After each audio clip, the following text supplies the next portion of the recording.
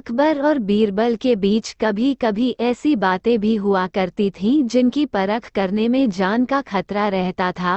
एक बार अकबर ने बीरबल से पूछा, बीरबल, संसार में सबसे बड़ा हथियार कौन सा है? बादशाह सलामत, संसार में सबसे बड़ा हथियार है आत्मविश्वास, बीरबल ने जवाब दिया। अकबर ने बीरबल की इस बात को सुनकर अपने दिल में रख लिया और किसी समय इसकी परख करने का निश्चय किया। दैवयोग से एक दिन एक हाथी पागल हो गया। ऐसे में हाथी को जंजीरों में जकड़ कर रखा जाता था। अकबर ने बीरबल के आत्मविश्वास की परख करने के लिए उधर तो बीरबल को बुलवा भेजा और इधर हाथी के महावत को हुक्म दिया कि जैसे ही बीरबल को आता देखे वैसे ही हाथी की जंजीर खोल दे। बीरबल को इस बात का पता नहीं था। जब वे बादशाह अकबर से मिलने उनके दरबार की ओर जा रहे थे तो पागल हाथी को छोड़ा जा चुका था। बीरबल अपनी ही मस्ती में चले जा रहे थे कि उनकी नज़र पागल हाथी पर पड़ी, जो चिंघाड़ता हुआ उनकी तरफ आ रहा था। बीरबल हाजिर जवाब, बेहद बुद्धिमान, चतुर और आत्मविश्वासी थे। वे समझ गए कि बादशाह अकबर ने आत्मविश्वास और बुद्धि की परीक्षा के लिए ही पागल हाथी को छुड़वाया है। दौड़ता हुआ हाथी सूंड को उठाए तेजी से बीरबल की ओर चला आ रहा था। बीरबल ऐसे स्थान पर खड़े थे कि वो इधर उधर भागकर भी नहीं बच सकते थे। ठीक उसी वक्त बीरबल को एक कुत्ता दिखाई दिया। हाथी बहुत निकट आ गया था, इतना करीब कि वह बीरबल को अपनी सूंड में लपेट लेता। तभी बीरबल ने झटपट कुत्ते की पिछली दोनों टांगें पकड़ी और पूरी ताकत से घुमाकर हाथी पर फेंका। बुरा तरह घबराकर चीखता हुआ कुत्ता जब हाथी से जाकर टकराया तो उसकी भयानक चीखें सुनकर हाथी भी घबरा गया और पलटकर भागा। अकबर को बीरबल की इस बात की खबर मिल गई और उन्हें यह मानना पड़ा कि बीरबल ने जो कुछ कहा है वो सच है। आत्मविश्वास ही सबसे बड़ा हथियार है। बादशाह अकबर और बीरबल बातें कर रहे थे। बात मियाँ बीवी के रिश्ते पर चल निकली तो बीरबल ने कहा, अधिकतर मर्द जोरों के गुलाम होते हैं और अपनी बीवी से डरते हैं। मैं नहीं मानता, बादशाह ने कहा। हुजूर, मैं सिद्ध कर सकता हूँ, बीरबल ने कहा। सिद्ध करो, ठीक है। आप आज ही से आदेश जारी करें कि किसी के भी अपने बीवी से डरने की बात साबित हो जाती है तो उसे एक मुर्गा दरबार में बीरबल के पास में जमा करना होगा। बादशाह ने आदेश जारी कर दिया। कुछ ही दिनों में बीरबल के पास ढेरों मुर्गे जमा हो गए। तब उसने बादशाह से कहा, हुजूर, अब तो इतने मुर्गे जमा हो गए हैं कि आप मुर्गी खाना खोल सकते हैं, अतः अपना आदेश वापस ले लें। बादशाह को न जाने क्या मजाक सूझा कि उन्होंने अपना आदेश वापस लेने से इनकार कर दिया। खींचकर बीरबल लौट गया। अगले दिन बीरबल दरबार में आया तो बादशाह अकबर से बोला, हुजूर, विश्वसनीय सूत्रों से पता चला है कि पड़ोसी राजा की पुत्री बेहद खूबसूरत है। आप कहें तो आपके विवाह का प्रस्ताव भेजूं? यह क्या कह रहे हो तुम? कुछ तो सोचो। जनाना खाने में पहले ही 2 हैं, अगर उन्होंने सुन लिया तो मेरी खैर नहीं, बादशाह ने कहा। हुजूर, 2 मुर्गे आप भी दे दें, बीरबल ने कहा। बीरबल की बात सुनकर बादशाह झेप गए। उन्होंने तुरंत अपना आदेश वापस। बादशाह अकबर के दरबारियों को अक्सर यह शिकायत रहती थी कि बादशाह हमेशा बीरबल को ही बुद्धिमान बताते हैं, औरों को नहीं। एक दिन बादशाह ने अपने सभी दरबारियों को दरबार में बुलाया और 2 हाथ लंबी 2 हाथ चौड़ी चादर देते हुए कहा, इस चादर से तुम लोग मुझे सर से लेकर पैर तक ढांक दो तो मैं तुम्हें बुद्धिमान मान लूंगा। सभी दरबारियों ने कोशिश की किंतु उस चादर से बादशाह को पूरा न ढक सके। सिर छिपाते तो पैर निकल आते, पैर छिपाते तो सिर चादर से बाहर आ जाता। आड़ा तिरछा लंबा चौड़ा हर तरह से सभी ने कोशिश की किंतु सफल न हो सके। अब बादशाह ने बीरबल को बुलाया और वही चादर देते हुए उन्हें ढांकने को कहा। जब बादशाह लेटे तो बीरबल ने बादशाह के फैले हुए पैरों को सिकोड़ लेने को कहा। बादशाह ने पैर सिकोड़े और बीरबल ने सिर से पांव तक चादर से ढांक दिया। अन्य दरबारी आश्चर्य से बीरबल की ओर देख रहे थे। तब बीरबल ने कहा, जितनी लंबी चादर उतने ही पैर पसारो। एक बार अकबर ने भरे दरबार में अपने दरबारियों से पूछा, बताओ किस नदी का पानी सबसे अच्छा है? सभी दरबारियों ने एकमत से उत्तर दिया, गंगा का पानी सबसे अच्छा होता है। लेकिन बादशाह के प्रश्न का उत्तर बीरबल ने नहीं दिया। उसे मौन देखकर बादशाह बोले, बीरबल तुम चुप क्यों हो? बीरबल बोले, बादशाह हुजूर पानी सबसे अच्छा यमुना नदी का होता है। बीरबल का यह उत्तर सुनकर बादशाह को बड़ी हैरानी हुई और बोले, तुमने ऐसा किस आधार पर कहा है, जबकि तुम्हारे धर्मग्रंथों में गंगा नदी के पानी को सबसे शुद्ध व पवित्र बताया गया है और तुम कह रहे हो कि यमुना नदी का पानी सबसे अच्छा होता है। बीरबल ने कहा, हुजूर मैं भला पानी की तुलना अमृत के साथ कैसे कर सकता हूँ? गंगा में बहने वाला पानी केवल पानी नहीं बल्कि अमृत है, इसीलिए मैंने कहा था कि पानी यमुना का सबसे अच्छा है। बादशाह और सभी दरबारी निरुत्तर हो गए और उन्हें मानना पड़ा कि बीरबल सही कह रहे। बादशाह अकबर प्रायः भेष बदलकर सैर के लिए निकला करते थे। एक दिन वह बीरबल के साथ भेष बदलकर शहर से बाहर एक गांव में पहुंचे। वहां बादशाह ने देखा कि एक कुत्ता रोटी के टुकड़े को, जो कई दिनों की हो जाने की वजह से सूख कर काली पड़ गई थी, चबा चबा कर खा रहा था। अचानक बादशाह को दिल लगी करने की सूझी।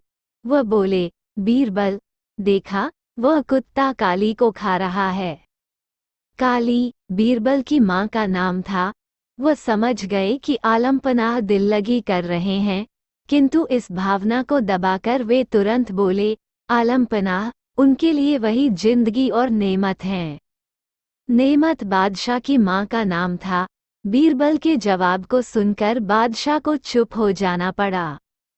बादशाह अकबर की यह आदत थी कि वो अपने दरबारियों से तरह तरह के प्रश्न किया करते थे। एक दिन बादशाह ने दरबारियों से प्रश्न किया, अगर सबकी दादी में आग लग जाए, जिसमें मैं भी शामिल हूँ, तो पहले आप किसकी दादी की आग बुझाएंगे? हुजूर की दादी की। सभी सभासद एक साथ बोल पड़े। मगर बीरबल ने कहा, हुजूर, सबसे पहले मैं अपनी दादी की आग बुझाऊंगा, फिर किसी और की दादी की ओर देखूंगा। बीरबल के उत्तर से बादशाह बहुत खुश हुए और बोले, मुझे खुश करने के उद्देश्य से आप सब लोग झूठ बोल रहे थे। सच बात तो ये है कि हर आदमी पहले अपने बारे में सोचता है। एक दिन बादशाह अकबर ने ऐलान किया कि जो भी मेरे सवालों का सही जवाब देगा उसे भारी इनाम दिया जाएगा। सवाल कुछ इस प्रकार से थे, ऐसा क्या है जो आज भी है और कल भी रहेगा? ऐसा क्या है जो आज भी नहीं है और कल भी नहीं होगा? ऐसा क्या है जो आज तो है लेकिन कल नहीं होगा? इन तीनों सवालों के उदाहरण भी देने थे। किसी को भी चतुराई भरे इन तीनों सवालों का जवाब नहीं सूझ रहा था। तभी बीरबल बोला, हुजूर, आपके सवालों का जवाब मैं दे सकता हूँ, लेकिन इसके लिए आपको मेरे साथ शहर का दौरा करना होगा, तभी आपके सवाल सही ढंग से हल हो पाएंगे। अकबर और बीरबल ने वेश बदला और सूफियों का बाना पहनकर निकल पड़े। कुछ ही देर बाद वे बाजार में खड़े थे। फिर दोनों एक दुकान में घुस गए। बीरबल ने दुकानदार से कहा, हमें बच्चों की पढ़ाई के लिए मदरसा बनाना है, तुम हमें इसके लिए 1000 रुपये दे दो। जब दुकानदार ने अपने मुनीम से कहा कि इन्हें 1000 रुपये दे दो, तो बीरबल बोला, जब मैं तुमसे रुपये ले रहा हूँगा तो तुम्हारे सिर पर जूता मारूंगा। हर 1 रुपये के पीछे 1 जूता पड़ेगा। बोलो, तैयार हो? ये सुनते ही दुकानदार के नौकर का पारा चढ़ गया और वह बीरबल से 2-2 हाथ करने आगे बढ़ आया। लेकिन दुकानदार ने नौकर को शांत करते हुए कहा, मैं तैयार हूँ, लेकिन मेरी एक शर्त है, मुझे विश्वास दिलाना होगा कि मेरा पैसा इसी नेक काम पर खर्च होगा। ऐसा कहते हुए दुकानदार ने सिर झुका दिया और बीरबल से बोला कि जूता मारना शुरू करें। तब बीरबल व अकबर बिना कुछ कहे सुने दुकान से बाहर निकल आए। दोनों चुपचाप चले जा रहे थे कि तभी बीरबल ने मौन तोड़ा। बंदा प्र दुकान में जो कुछ हुआ उसका मतलब है कि दुकानदार के पास आज पैसा है और उस पैसे को नेक कामों में लगाने की नीयत भी, जो उसे आने वाले कल भविष्य में नाम देगी। इसका एक मतलब ये भी है कि अपने नेक कामों से वह जन्नत में अपनी जगह पक्की कर लेगा। आप इसे यूं भी कह सकते हैं कि जो कुछ उसके पास आज है, कल भी उसके साथ होगा। यह आपके पहले सवाल का जवाब है।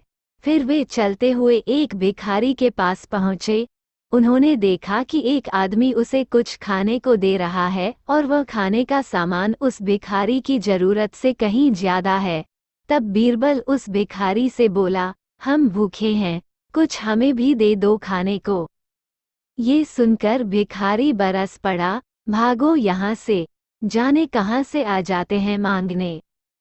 तब बीरबल बादशाह से बोला, ये रहा हुजूर आपके दूसरे सवाल का जवाब। ये भिखारी ईश्वर को खुश करना नहीं जानता। इसका मतलब ये है कि जो कुछ इसके पास आज है, वो कल नहीं होगा। दोनों फिर आगे बढ़ गए। उन्होंने देखा कि एक तपस्वी पेड़ के नीचे तपस्या कर रहा है।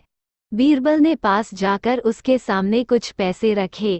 तब वह तपस्वी बोला, इसे हटाओ यहाँ से, मेरे लिए ये बेईमानी से पाया गया पैसा है, ऐसा पैसा मुझे नहीं चाहिए। अब बीरबल बोला, हुजूर, इसका मतलब ये हुआ कि अभी तो नहीं है लेकिन बाद में हो सकता है। आज ये तपस्वी सभी सुखों को नकार रहा है, लेकिन कल यही सब सुख इसके पास होंगे। और हुजूर, चौथी मिसाल आप खुद हैं। पिछले जन्म में आपने शुभ कर्म किए थे जो ये जीवन आप शानो शौकत के साथ बिता रहे हैं, किसी चीज की कोई कमी नहीं। यदि आपने इसी तरह ईमानदारी और न्यायप्रियता से राज करना जारी रखा तो कोई कारण नहीं कि यह सब कुछ कल भी आपके पास न हो। लेकिन यह न भूलें कि यदि आप राह भटक गए तो कुछ साथ नहीं रहेगा। अपने सवालों के बुद्धिमत्तापूर्ण चतुराई भरे जवाब सुनकर बादशाह अकबर बेहद खुश हुए। अकबर बीरबल की हाजिर जवाबी के बड़े कायल थे। एक दिन दरबार में खुश होकर उन्होंने बीरबल को कुछ पुरस्कार देने की घोषणा की, लेकिन बहुत दिन गुजरने के बाद भी बीरबल को पुरस्कार की प्राप्त नहीं हुई। बीरबल बड़ी ही उलझन में थे कि महाराज को याद दिलाएं तो कैसे। एक दिन महाराजा अकबर यमुना नदी के किनारे शाम की सैर पर निकले। बीरबल उनके साथ था। अकबर ने वहां एक ऊंट को घूमते देखा। अकबर ने बीरबल से पूछा, बीरबल बताओ, ऊंट की गर्दन मुड़ी क्यों होती है। बीरबल ने सोचा महाराज को उनका वादा याद दिलाने का ये सही समय है। उन्होंने जवाब दिया, महाराज, यह ऊंट किसी से वादा करके भूल गया है, जिसके कारण ऊंट की गर्दन मुड़ गई है। महाराज, कहते हैं कि जो भी अपना वादा भूल जाता है तो भगवान उनकी गर्दन ऊंट की तरह मोड़ देता है। यह एक तरह की सजा है। तभी अकबर को ध्यान आता है कि वो भी तो बीरबल से किया अपना एक वादा भूल गए हैं। उन्होंने बीरबल से जल्दी से महल में चलने के लिए कहा और महल में पहुंचते ही सबसे पहले बीरबल को पुरस्कार की धनराशि उसे सौंप दी और बोले, मेरी गर्दन तो ऊंट की तरह नहीं मुड़ेगी बीरबल। और यह कहकर अकबर अपनी हंसी नहीं रोक पाए। और इस तरह बीरबल ने अपनी चतुराई से बिना मांगे अपना पुरस्कार राजा से प्राप्त किया। बीरबल एक ईमानदार तथा धर्मप्रिय व्यक्ति था। वह प्रतिदिन ईश्वर की आराधना बिना नागा किया करता था। इससे उसे नैतिक व मानसिक बल प्राप्त होता था। वो अक्सर कहा करता था कि ईश्वर जो कुछ भी करता है मनुष्य के भले के लिए ही करता है। कभी कभी हमें ऐसा लगता है कि ईश्वर हम पर कृपा दृष्टि नहीं रखता, लेकिन ऐसा होता नहीं। कभी कभी तो उसके वरदान को भी लोग शाप समझने की भूल कर बैठते हैं। वो हमको थोड़ी पीड़ा इसलिए देता है ताकि बड़ी पीड़ा से बच सकें।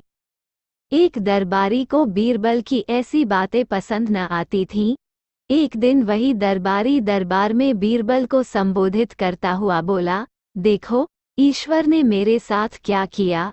कल शाम को जब मैं जानवरों के लिए चारा काट रहा था तो अचानक मेरी छोटी उंगली कट गई। क्या अब भी तुम यही कहोगे कि ईश्वर ने मेरे लिए यह अच्छा किया है?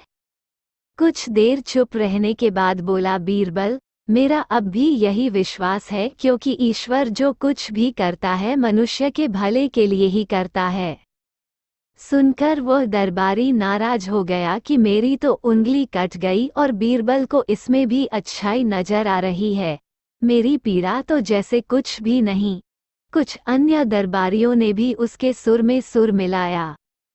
तभी बीच में हस्तक्षेप करते हुए बादशाह अकबर बोले, बीरबल, हम भी अल्लाह पर भरोसा रखते हैं, लेकिन यहाँ तुम्हारी बात से सहमत नहीं।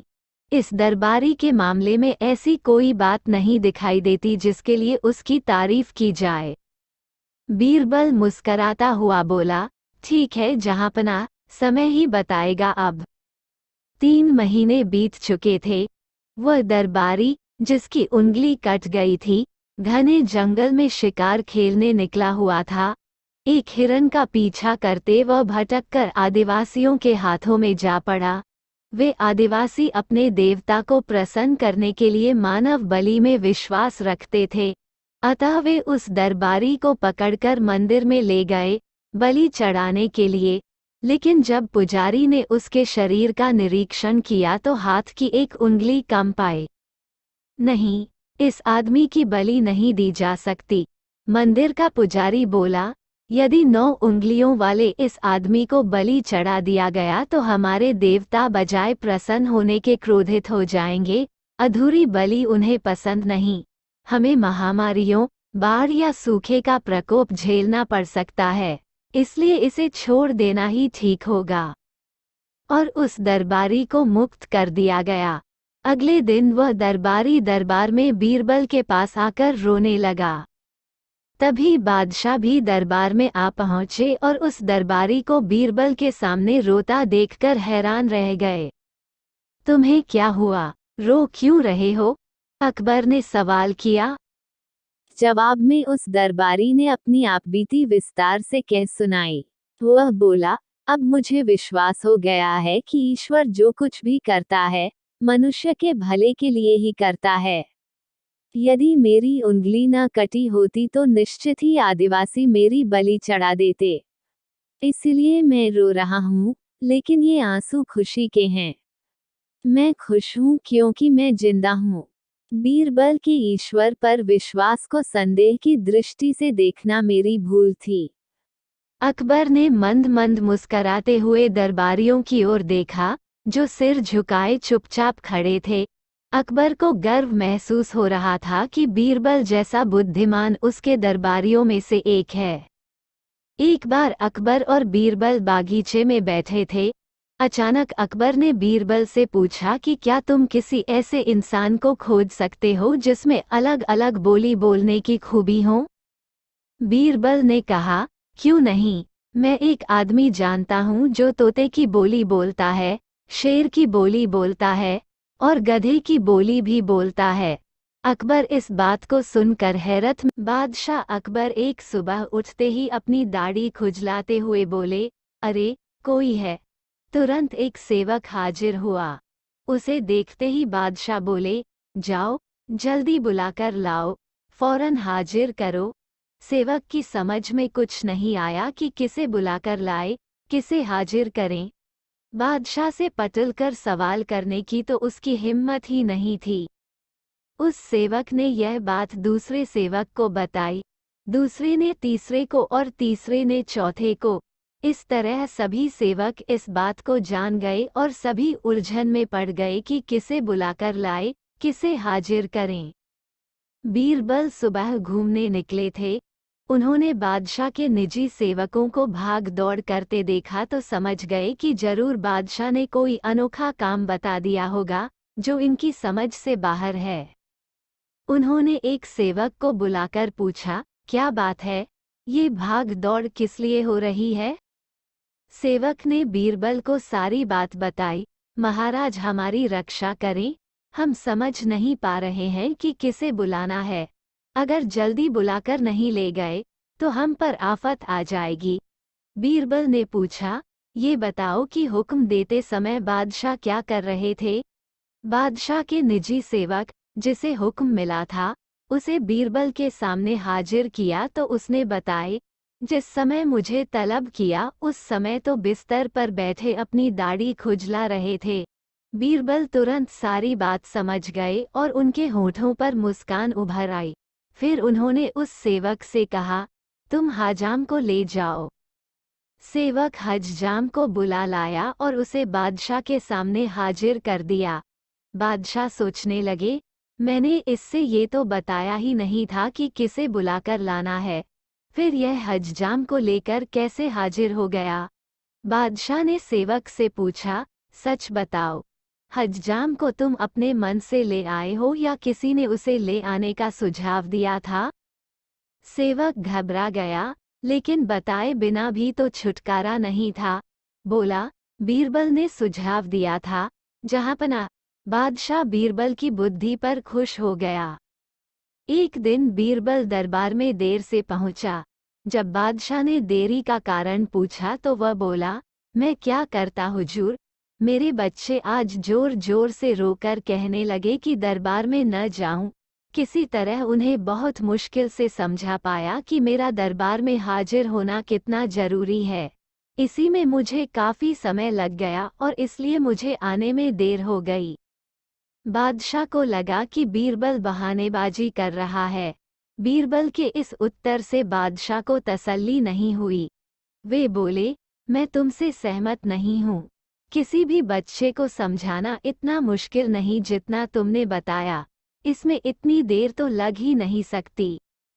बीरबल हंसता हुआ बोला, हुजूर, बच्चे को गुस्सा करना या डपटना तो बहुत सरल है, लेकिन किसी बात को विस्तार से समझा पाना बेहद कठिन। अकबर बोले, मूर्खों जैसी बात मत करो। मेरे पास कोई भी बच्चा लेकर आओ, मैं तुम्हें दिखाता हूँ कि कितना आसान है ये काम। ठीक है, जहाँपनाह। बीरबल बोला, मैं खुद ही बच्चा बन जाता हूँ और वैसा ही व्यवहार करता हूँ।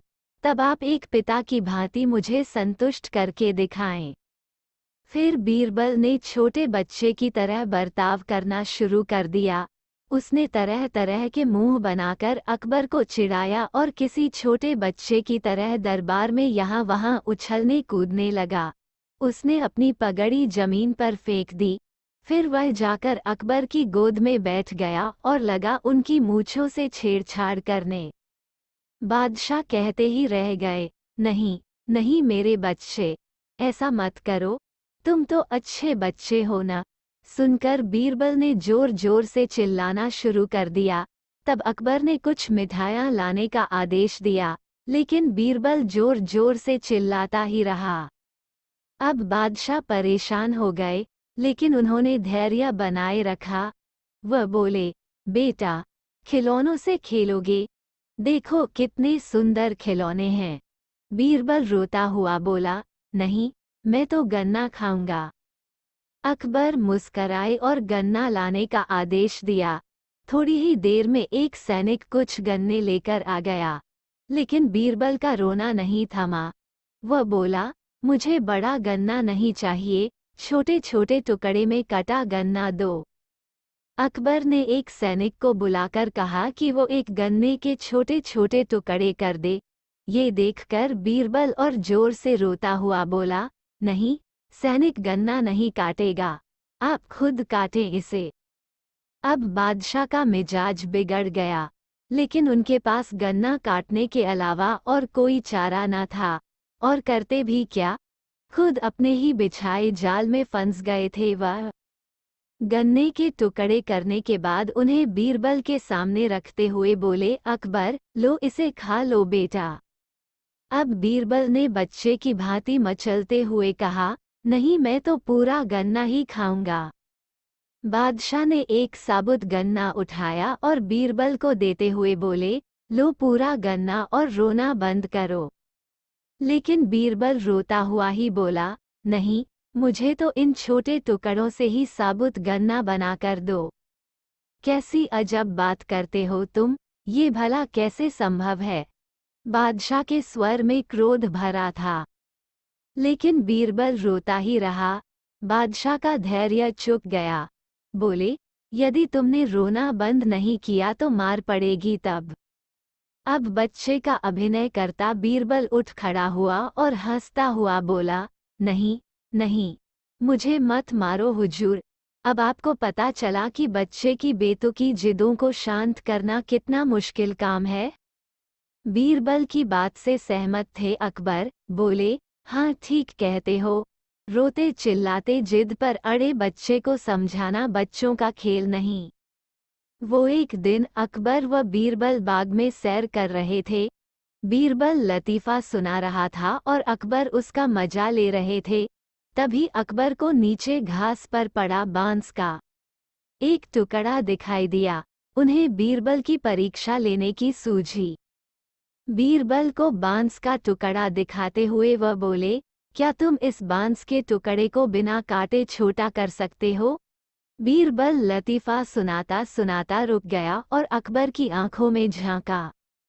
अकबर कुटिलता से मुस्कराए। बीरबल समझ गया कि बादशाह सलामत उससे मजाक करने के मूड में हैं।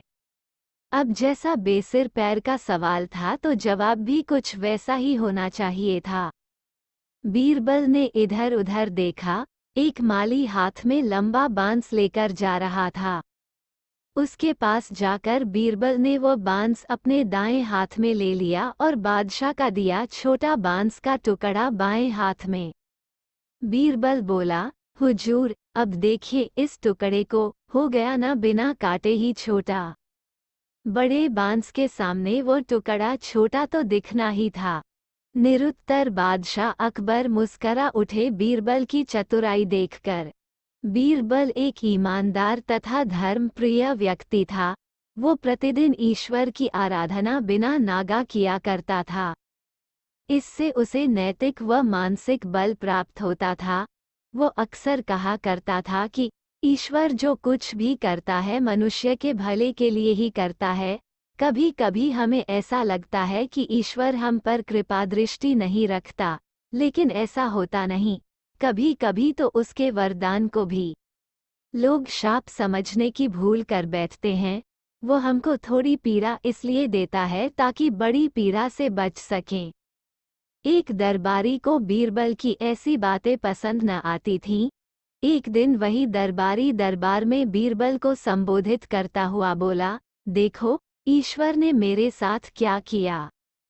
कल शाम को जब मैं जानवरों के लिए चारा काट रहा था तो अचानक मेरी छोटी उंगली कट गई। क्या अब भी तुम यही कहोगे कि ईश्वर ने मेरे लिए यह अच्छा किया है? कुछ देर चुप रहने के बाद बोला बीरबल, मेरा अब भी यही विश्वास है क्योंकि ईश्वर जो कुछ भी करता है मनुष्य के भले के लिए ही करता है। सुनकर वह दरबारी नाराज हो गया कि मेरी तो उंगली कट गई और बीरबल को इसमें भी अच्छाई नजर आ रही है। मेरी पीड़ा तो जैसे कुछ भी नहीं। कुछ अन्य दरबारियों ने भी उसके सुर में सुर मिलाया। तभी बीच में हस्तक्षेप करते हुए बादशाह अकबर बोले, बीरबल, हम भी अल्लाह पर भरोसा रखते हैं, लेकिन यहाँ तुम्हारी बात से सहमत नहीं। इस दरबारी के मामले में ऐसी कोई बात नहीं दिखाई देती जिसके लिए उसकी तारीफ की जाए। बीरबल मुस्कराता हुआ बोला, ठीक है जहाँपनाह, समय ही बताएगा अब। 3 महीने बीत चुके थे। वह दरबारी, जिसकी उंगली कट गई थी, घने जंगल में शिकार खेलने निकला हुआ था। एक हिरन का पीछा करते वह भटक कर आदिवासियों के हाथों में जा पड़ा। वे आदिवासी अपने देवता को प्रसन्न करने के लिए मानव बलि में विश्वास रखते थे। अतः वे उस दरबारी को पकड़कर मंदिर में ले गए बलि चढ़ाने के लिए। लेकिन जब पुजारी ने उसके शरीर का निरीक्षण किया तो हाथ की एक उंगली कम पाई। नहीं, इस आदमी की बलि नहीं दी जा सकती। मंदिर का पुजारी बोला, यदि 9 उंगलियों वाले इस आदमी को बलि चढ़ा दिया गया तो हमारे देवता बजाय प्रसन्न होने के क्रोधित हो जाएंगे। अधूरी बलि उन्हें पसंद नहीं। हमें महामारियों, बाढ़ या सूखे का प्रकोप झेलना पड़ सकता है, इसलिए इसे छोड़ देना ही ठीक होगा। और उस दरबारी को मुक्त कर दिया गया। अगले दिन वह दरबारी दरबार में बीरबल के पास आकर रोने लगा। तभी बादशाह भी दरबार में आ पहुंचे और उस दरबारी को बीरबल के सामने रोता देखकर हैरान रह गए। तुम्हें क्या हुआ, रो क्यों रहे हो? अकबर ने सवाल किया। जवाब में उस दरबारी ने अपनी आपबीती विस्तार से कह सुनाई। वह बोला, अब मुझे विश्वास हो गया है कि ईश्वर जो कुछ भी करता है मनुष्य के भले के लिए ही करता है। यदि मेरी उंगली न कटी होती तो निश्चित ही आदिवासी मेरी बलि चढ़ा देते। इसीलिए मैं रो रहा हूँ, लेकिन ये आंसू खुशी के हैं। मैं खुश हूँ क्योंकि मैं जिंदा हूँ। बीरबल के ईश्वर पर विश्वास को संदेह की दृष्टि से देखना मेरी भूल थी। अकबर ने मंद मंद मुस्कराते हुए दरबारियों की ओर देखा, जो सिर झुकाए चुपचाप खड़े थे। अकबर को गर्व महसूस हो रहा था कि बीरबल जैसा बुद्धिमान उसके दरबारियों में से एक है। एक दिन अकबर ने बीरबल से पूछा, बीरबल, क्या तुम मुझे कोई ऐसी कहानी सुना सकते हो जिसमें बुद्धिमानी और समझदारी का परिचय हो? बीरबल मुस्कराए, हाँ हुकुम। एक बार एक गांव में एक आदमी अपने दोस्त से मिलकर बोला, मेरी बीवी हमेशा मुझसे बहस करती है और मेरे सारे निर्णयों पर उसका आपत्ति होता है। राजा ने उत्साह से कहा, तो फिर उसने कैसे समस्या का समाधान किया? बीरबल ने कहा, वो आदमी समझदार था। उसने अपने दोस्त से कहा, मुझे एक आइडिया आया है।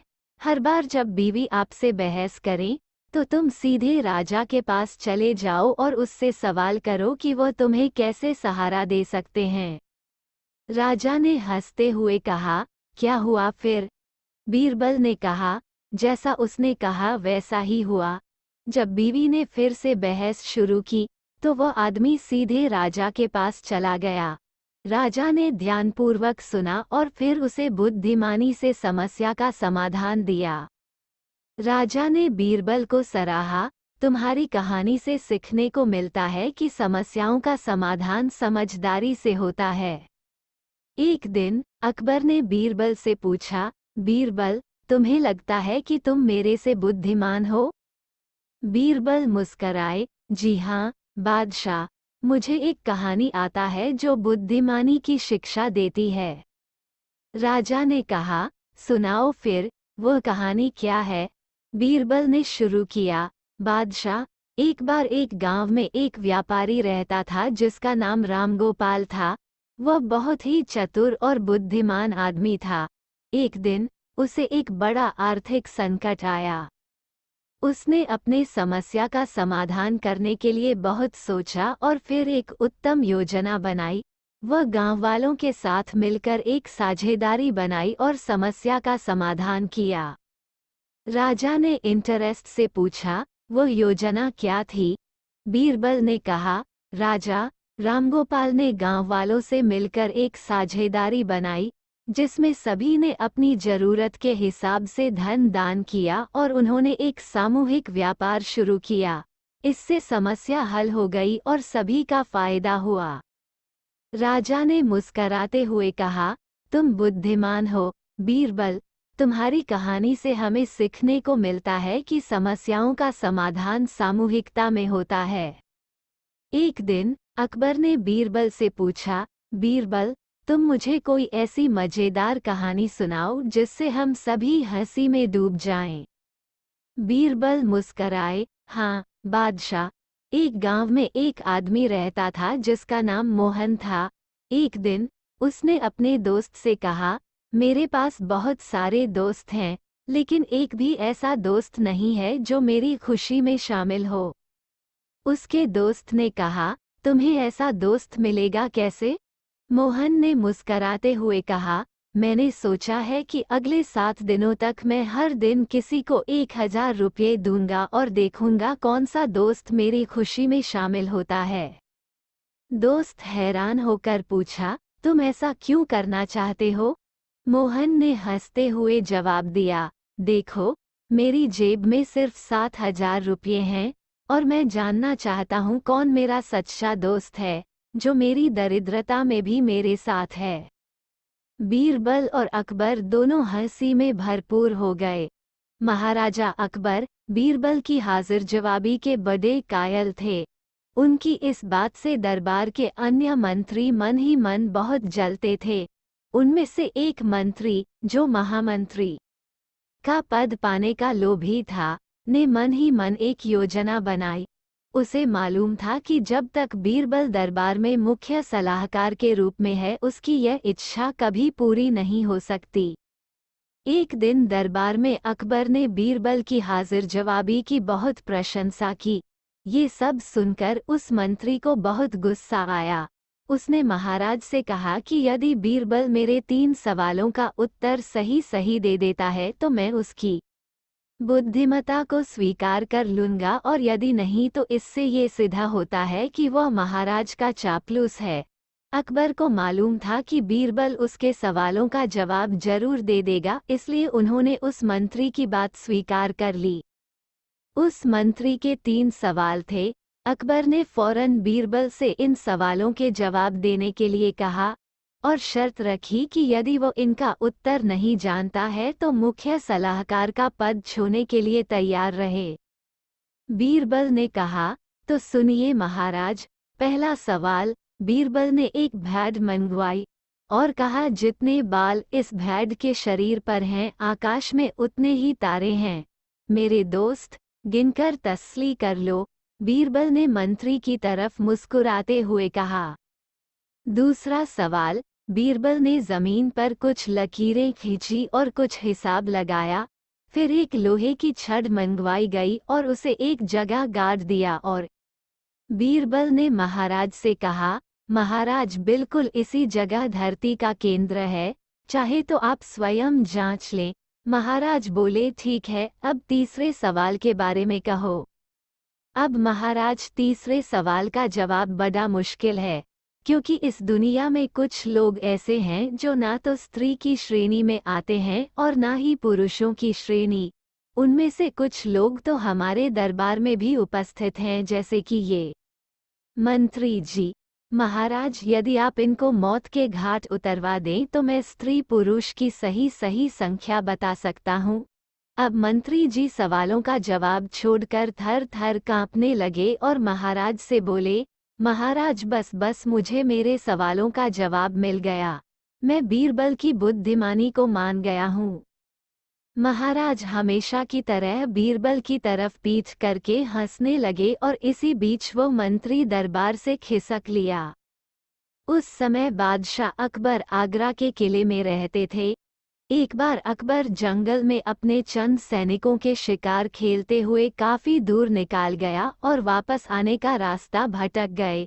जब उनको इस बात का एहसास हुआ कि वो लोग रास्ता भटक गए हैं, उन्होंने काफी प्रयास किया लेकिन सही मार्ग नहीं खोज सके। वो लोग जंगल में यूं ही अनुमान के आधार पर आगे बढ़ने लगे और एक ऐसे तिराहे पर आकर रुके जहां से 3 रास्ते आगे जाते थे। अब वहां से कौन सा मार्ग आगरा की तरफ जाएगा, इसका अनुमान लगा पाना मुश्किल था। अकबर ने अपने सिपाहियों से कहा, आसपास देखो, कोई तो होगा।